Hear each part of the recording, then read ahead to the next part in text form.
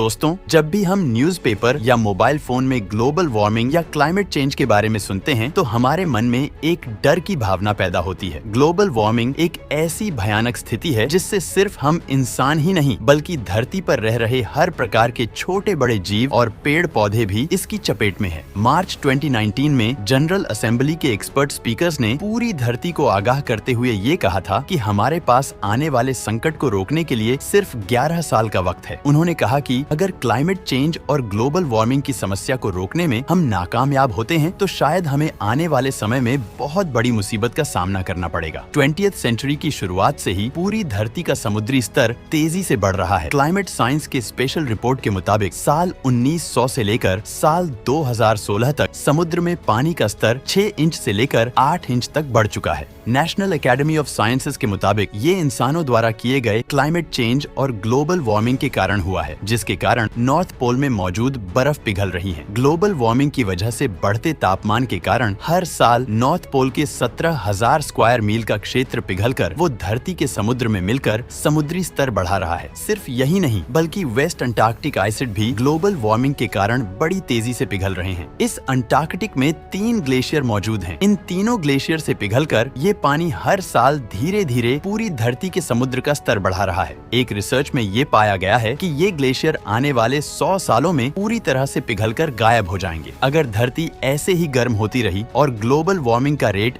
ऐसे ही बढ़ता रहा तो इस अंटार्कटिक आइसिड को पूरी तरह पिघलने में मात्र 300 सालों का वक्त लगेगा। ग्रीनलैंड के आइसिड का भी कुछ ऐसा ही भयानक हाल है। जेम्स हेंसन, जो कि climate science awareness and solution के डायरेक्टर हैं, उनके मुताबिक साल 2100 तक ग्रीनलैंड के आइसिड पूरी तरह से पिघल जाएंगे, जिस वजह से पूरी धरती के पानी का स्तर लगभग 25 फीट तक बढ़ जाएगा, जिस वजह से 10 मिलियन से भी ज्यादा लोग प्रभावित होंगे और साथ ही साथ वन्य जीव जंतुओं पर भी इसका खतरनाक प्रभाव पड़ेगा। जो लोग समुद्री तटों व द्वीप पर रहते हैं वो लोग भी इससे बुरी तरह प्रभावित होंगे। सिर्फ इतना ही नहीं बल्कि ग्लोबल वार्मिंग की वजह से भारी बारिश, बर्फबारी और कई सारी प्राकृतिक आपदाओं का हमें सामना करना पड़ेगा, जिसके कारण बाढ़ का आना अनिवार्य हो जाएगा और इस कारण यूरोपियन कंट्री और उसके साथ समुद्र के किनारों पर मौजूद इलाकों को बहुत नुकसान होगा। सिर्फ समुद्री स्तर बढ़ने से ही समुद्र प्रभावित नहीं होगा, इसके अलावा भी एक और बहुत बड़ी चिंता है और वो है ऑक्सीजन की कमी। बढ़ती पॉपुलेशन और लगातार हो रहे गर्म वातावरण के कारण समुद्र में ऑक्सीजन की मात्रा कम होती जा रही है और कार्बन डाइऑक्साइड की मात्रा बढ़ती जा रही है, जिसका सीधा प्रभाव समुद्र में रह रही मछलियों और समुद्र में मौजूद अन्य प्रजातियों पर पड़ रहा है। इसके कारण सामुद्रिक जीवों के जरिए अपनी रोजी रोटी चला रहे लोगों पर भी इसका काफी प्रभाव पड़ रहा है। एक रिसेंटली रिसर्च से ये पाया गया है कि धरती के समुद्रों में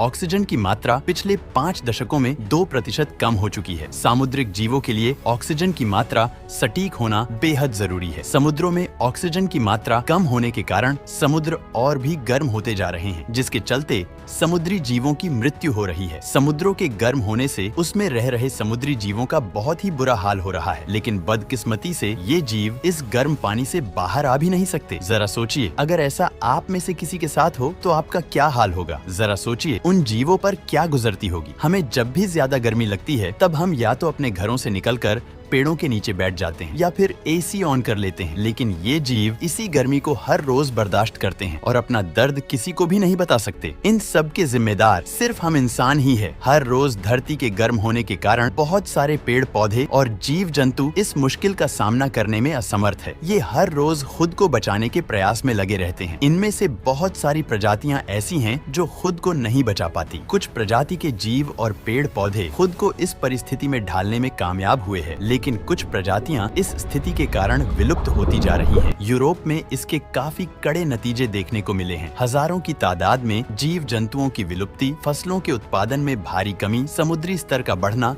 और भारी मात्रा में जीव जंतुओं की विलुप्ति। ये तो बस शुरुआत है जिस तरफ ये ग्लोबल वार्मिंग हमें ले जा रही है। पता नहीं आने वाले वक्त में हमें और कितनी तबाही का सामना करना पड़ेगा। कुछ लोगों का ऐसा मानना है कि अभी भी धरती पर बर्फबारी होती है और कई जगह पर काफी ठंड भी पड़ती है। उनका मानना है कि ये एक सबूत भी है कि ग्लोबल वार्मिंग अभी भी हमारी धरती को ज्यादा नुकसान नहीं पहुंचा रही, लेकिन ये बिल्कुल गलत है। नेशनल ज्योग्राफिक द्वारा इस बात को बताया गया है कि उच्च तापमान असल में ज्यादा बारिश और भारी मात्रा में बर्फबारी का कारण होता है। जब कभी भी वायुमंडल बहुत गर्म हो जाता है तो अचानक से आंधी आने लगती है और बारिश पड़ने लगती है। इन सब का कारण गर्म मौसम होता है। धरती के गर्म होने के पीछे सिर्फ कड़कती धूप का ही हाथ नहीं होता, बल्कि इस ग्लोबल वार्मिंग के कारण धरती गर्म होती जा रही है और जिसके चलते अनियमित समय पर बारिश, भारी मात्रा में बर्फबारी और एक्सट्रीम वेदर कंडीशन का सामना हमें करना पड़ रहा है। अगर हमने अभी इसके बारे में कोई कदम नहीं उठाया तो वो दिन ज्यादा दूर नहीं जब हम इंसान किसी बड़ी आपदा का शिकार हो जाएंगे और हम इस तबाही से खुद को बचाने के काबिल भी नहीं होंगे। अगर सब कुछ ऐसे ही चलता रहा तो एक ना एक दिन कोई प्राकृतिक आपदा इतनी भयानक आएगी जिसके कारण मानव सभ्यता का अंत हो जाएगा। हमारे साइंटिस्ट के पास भी ऐसी कोई टेक्नोलॉजी नहीं जो हमें प्राकृतिक आपदाओं से बचा सके। इसीलिए हमें ऐसी कोई आपदा आने से पहले अपने आप को सुरक्षित करना होगा। हम सबको मिलकर ही इसे रोकने के लिए अपना कदम आगे बढ़ाना होगा और हमारे भविष्य को सुरक्षित और खुशहाल बनाने में एक दूसरे की मदद करनी होगी। दोस्तों, आज के लिए बस इतना ही। इस बारे में आपकी क्या राय है हमें कमेंट में जरूर बताएं और अगर आप ऐसे ही और वीडियो देखना चाहते हो तो हमारे इस चैनल को सब्सक्राइब करके बेल आइकन ऑन जरूर कर दें। मिलते हैं अगले वीडियो में।